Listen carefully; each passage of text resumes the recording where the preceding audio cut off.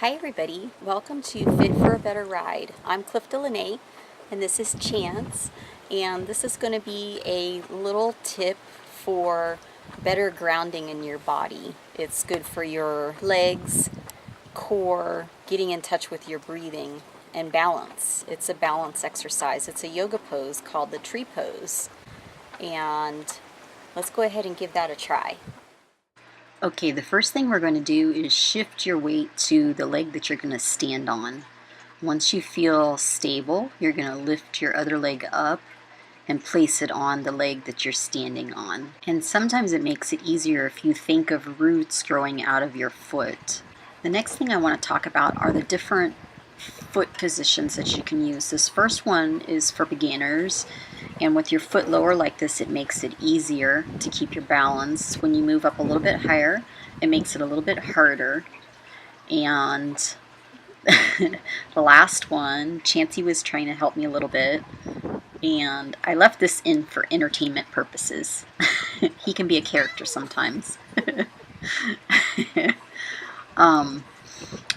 But the third one, a more advanced way, is trying to get your foot up as high as you can. And part of my problem was, although these pants are stretch pants and they're kind of thin, I was kind of having a hard time keeping it up there because my foot kept wanting to slide down. But Chancey helped me a little bit until he pushed me over. Ideally, this is what it'll look like. So you're going to try to just get your foot up as far as you can. Once you feel comfortable and balanced, you just want to stay there as long as you can, almost in a meditative state. You want to focus on your breathing, make sure you're not holding your breath. And the next thing to do is raise your arms above your head. This makes it a little bit harder. And then the last thing is looking straight up towards your hands, makes it even harder.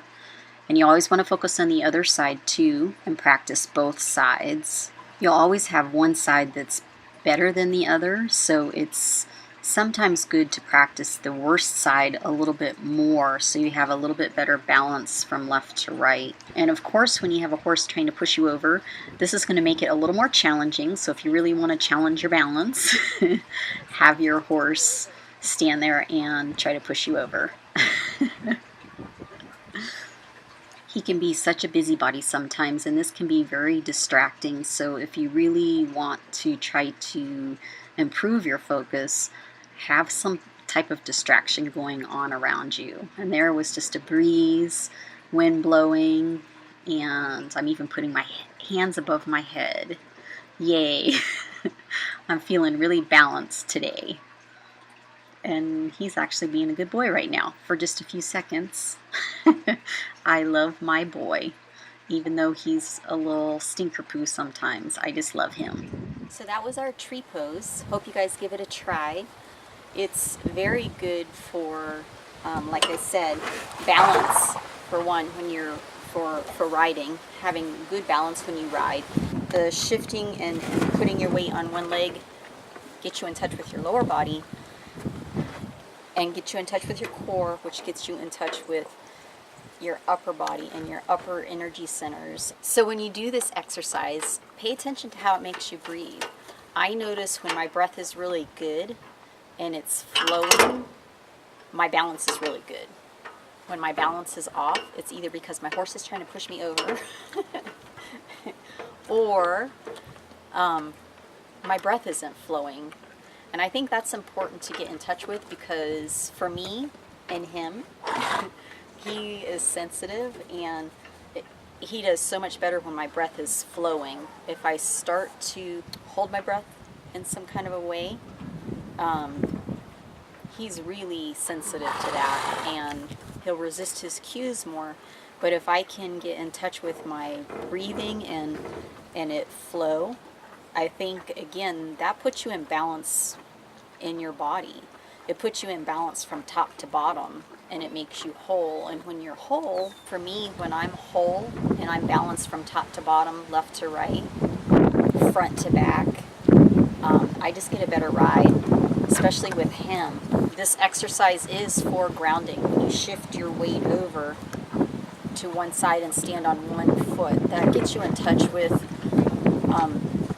your lower body and your first chakra. I don't know if you guys are familiar with chakras, but there's 7 energy centers in the body. And I think one of the main ones, and it's the first one, it's the grounding. It's the root chakra, it's the grounding chakra, and it's red. And that gets you in touch with just your legs. It's like if you think of a tree, you know, a tree grows roots into the ground and it's grounded. And that's kind of what you want to think of. You want to be grounded and solid in your body, but you don't want to be stiff. There's a point where you can be too rigid. So the first chakra is about foundation and solidity without being too rigid. So you still have flexibility, but you have like your guidelines, you know, your foundation. You start from the bottom and work your way up. If I'm grounded and in touch with my legs, he accepts my cues. When I'm not, if I'm living in my head or thinking too much about what I'm trying to make him do, I get ungrounded, and he resists me a lot more when I go to cue him. Anyway, I hope you guys like this video, and we'll see you in the next video. Bye-bye.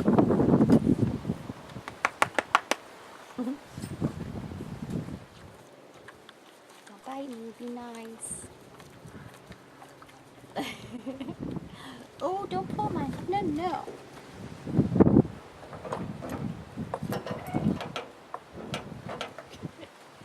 Oh, I'm sorry. Ew, he's giving me goosebumps.